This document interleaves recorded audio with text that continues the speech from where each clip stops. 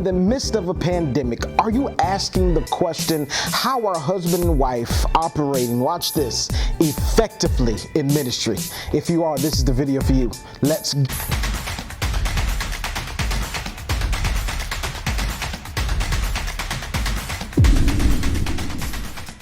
Family, you guys are so amazing. Here on this channel, our mission is to empower the world to never give up, one video at a time, one interview at a time, one how-to at a time, just anything to inspire you and help you get to the next level of living, especially with ministry and also entrepreneurship. On today, we have a very special podcast, 5 keys, essential keys into helping you have a successful partnership in ministry with your spouse, your husband or your wife. I have 2 amazing guests, Pastor Green and Lady Candace Green. They're going to give us some great insight. Watch this. This is the kicker. They're going to give us some transparent insight on how they effectively operate together in ministry to help spread the gospel of Jesus Christ. Let's go. 5 keys to effective ministry and marriage. What do you think, honey? Right out the gate, I think my first one would be commitment.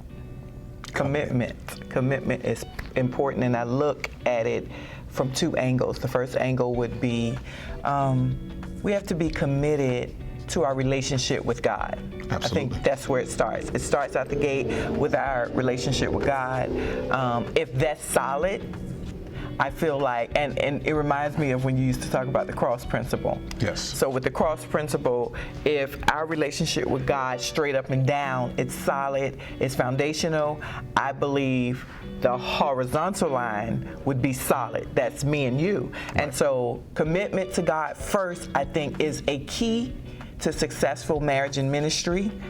Successful marriage and ministry? Yes. Okay. And then I think that our commitment to one another is very important to successful ministry, because we have to be on the same page in order to help the people of God. You know what I'm saying? If they see that we are separated in our thinking, in the way we do things, I think that it's like a house divided against itself can't stand. Right. And so when we're on the same page, not just, we hear a lot of people say united front, not just a front, but in authenticity, when we are together, I believe there's an anointing that flows from our marriage at home to our marriage in ministry. So would you say that our commitment to God determines our commitment to each other? Absolutely. Wow. Absolutely. I wonder how many couples are missing that fact, that my relationship, because Adam had his relationship with God first before he had one with the woman. Right. I wonder how many people do not correlate the two, that they are 2 dynamics which are really actually the same dynamic, but played out on a different field. So commitment to my spiritual walk as a man, your commitment to God in your spiritual walk as a woman, then couple that with that playing out in this context, this realm of reality. Yeah. You know what I'm saying? Yeah. So my commitment to God keeps me committed to you, and then my commitment to you reflects my commitment to God. That's good. Oh yeah. So what's interesting is I think sometimes as couples we separate the 2. Yes. We think, okay, we're here at home, we love each other, we have fun, we enjoy each other, but then we go to church and it's something different. It's like we come out of the sphere of marriage, but I think we carry the marriage into ministry. I think so. Absolutely. And so we work better together when it's parallel across the board. Yeah. But I think another thing that people need to understand in ministry, you are the administrator of our church. Right. Okay. I'm the pastor. So you handle business.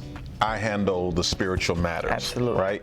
And so in that dynamic, we are still married, and we got this from our mentors, but we wear different hats in different places.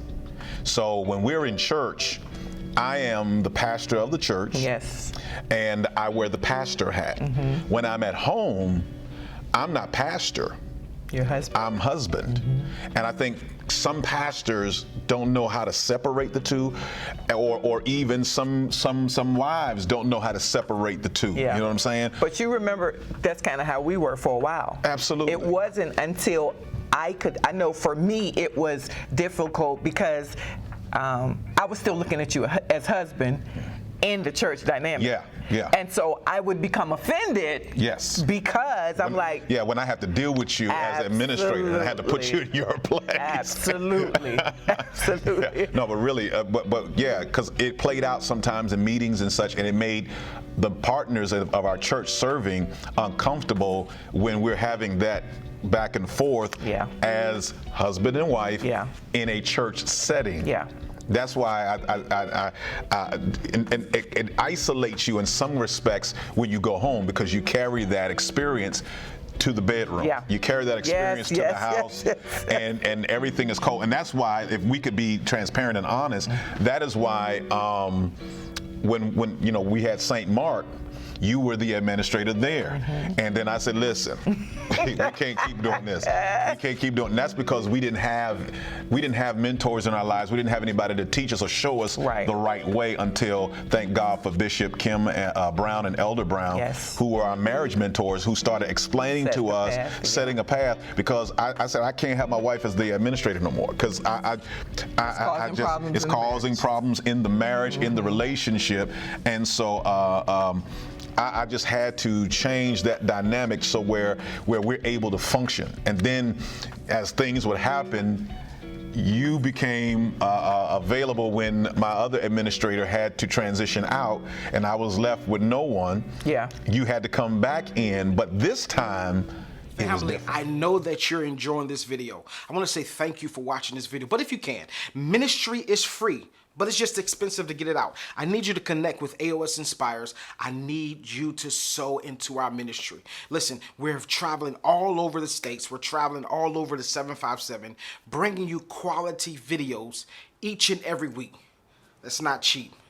And it takes resources. That's why I need your connection. If you want to sow through Cash App, it's AOS Inspires. If you want to sow through PayPal, it's AOS Inspires. I promise you, with your seed, it's going to help reach the masses and also reach somebody that's never heard about Jesus Christ, or that's feeling down or feeling depressed. With your seed, you're going to help us reach that person so that we can lift them up and fulfill our mission. That's to empower the world to never give up. And I want to say thank you for sowing into good ground. AOS Inspires. We just finished talking about commitment. I think another key that I believe is perhaps as important, if not more important, is priority. I really believe that. And I wrote something down about priority, and I hope it makes some kind of sense here. And I'm gonna pull it up right here. Priority, watch this, is not simply about scheduling, but placement. Where do I fit in your life? It's not just about scheduling, it's about placement, and then, watch this, managing the placement. And so I think what a lot of couples miss is that they don't prioritize each other in each other's world, which calls for planning. That is why we have established individuals to help us with our schedule, so that the time that we have for each other is not sacrificed on the altar of our ministry. Right. Does that make sense? Yes. So I think priority is such an important part of what we do that helps our relationship. We're 20 years married.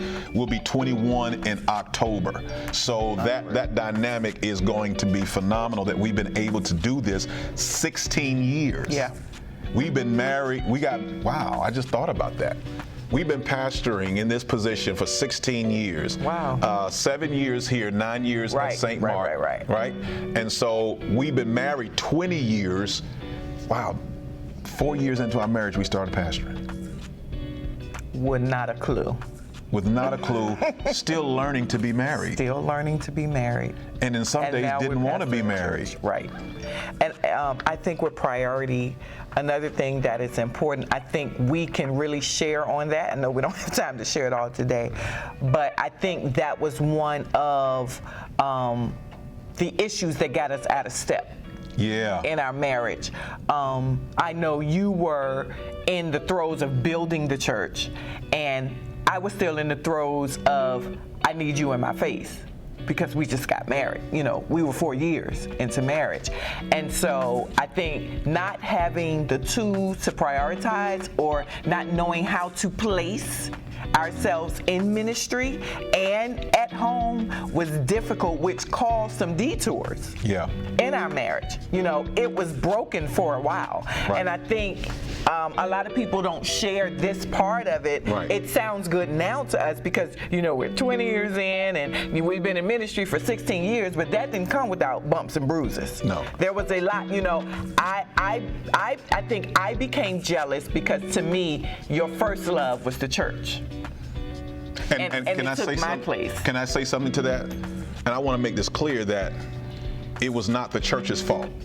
Absolutely. Because we like to say church hurt and all that. Right. No, it was not the church. My treatment of you that caused the detour, you say, in the marriage was not the church's fault. It was my ignorance.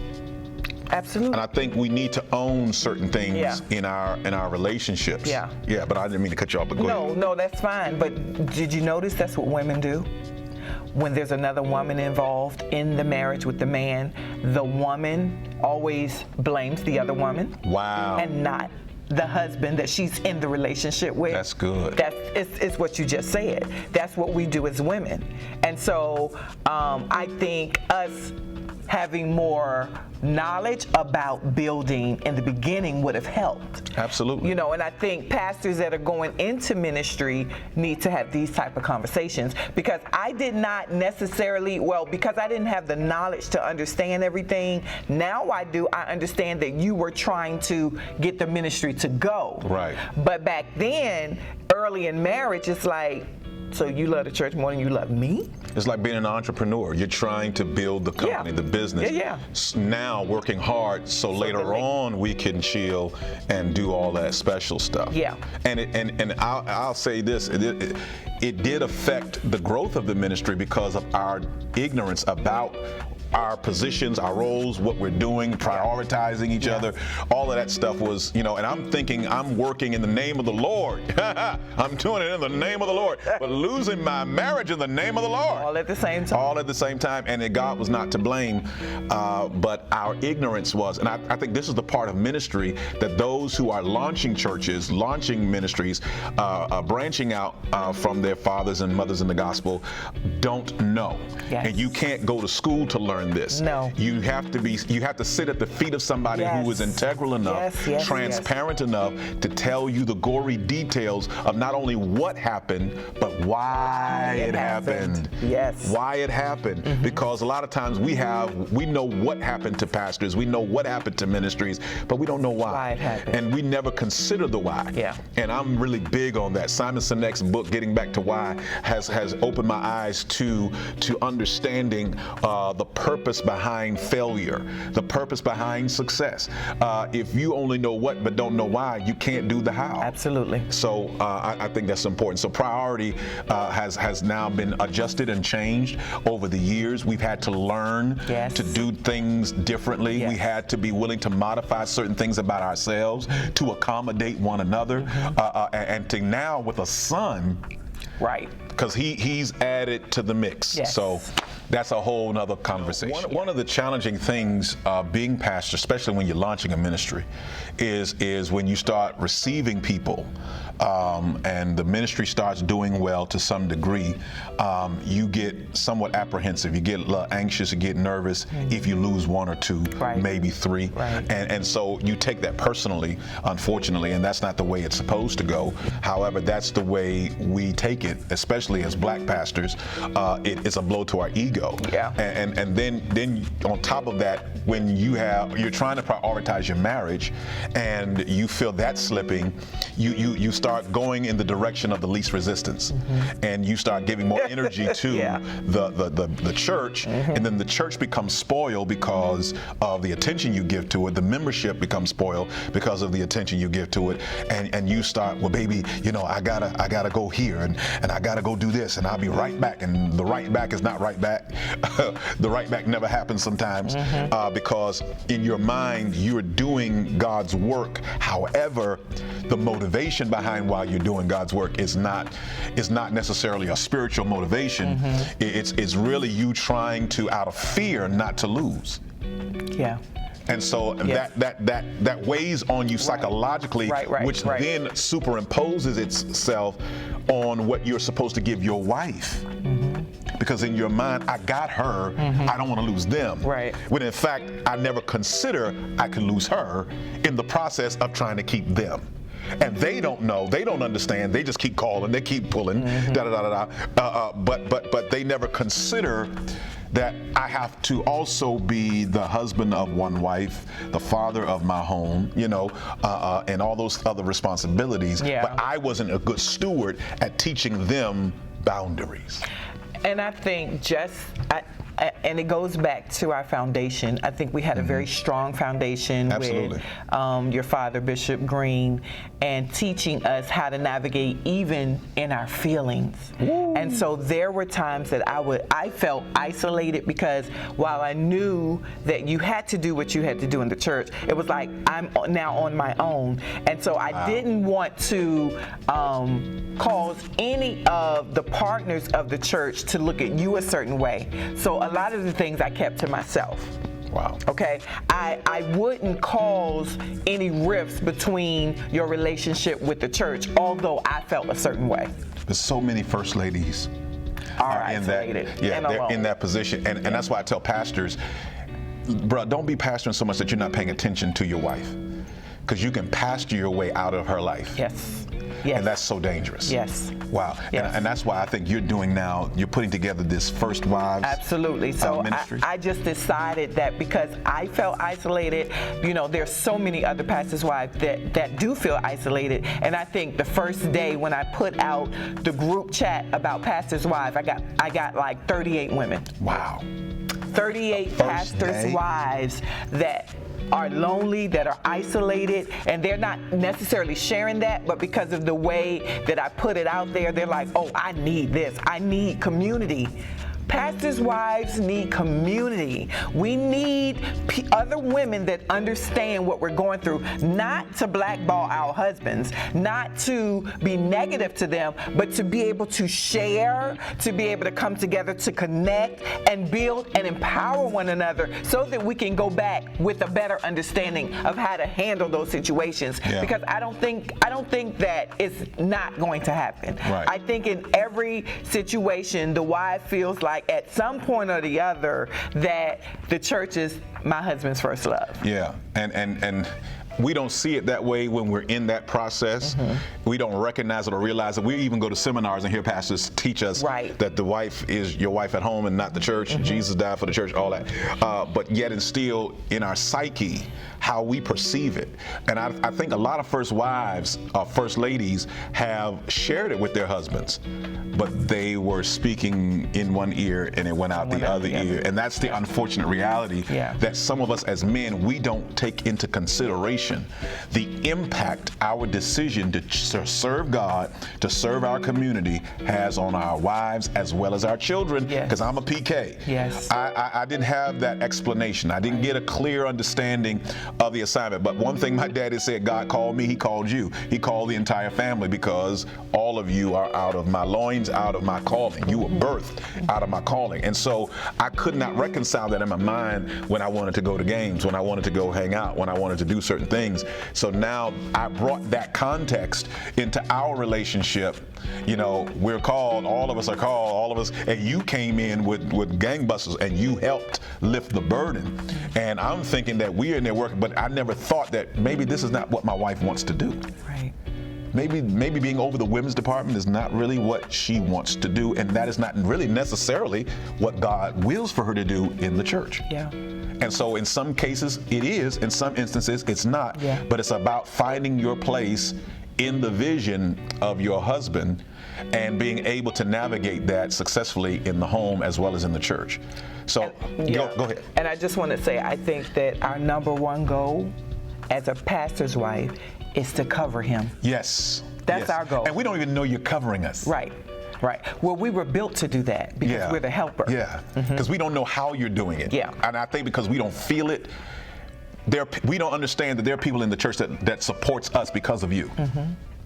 Yeah. That you have influence whether you realize it or not, and that there's some people that are supporting vision, giving to vision because they love you. But this is why I often share, and so many women don't understand it or they misinterpret what I'm saying when I say you are definitely a part of your husband's ministry. Like sitting in the back and not doing anything, it's not realistic. Because we're one. So at some point, I'm going to be an influence. I'm going to be the pusher that helps the church move. Just saying, I want you here. This is the way it's going to be. But understanding my position, me being able to talk to you about it. Oh, I was going to say not being a dictator. You know, but sharing in the responsibility Absolutely. of this is what we want this to look like. So we have to talk about the steps to getting there. Yeah, because I believe in community of leadership. You have to delegate That's leadership, good. and you have to share your authority with other people so that they're able to enact or operate in whatever area they function in. Yeah. And this is the 5 keys that we use to have successful marriage and ministry. Hope you enjoy.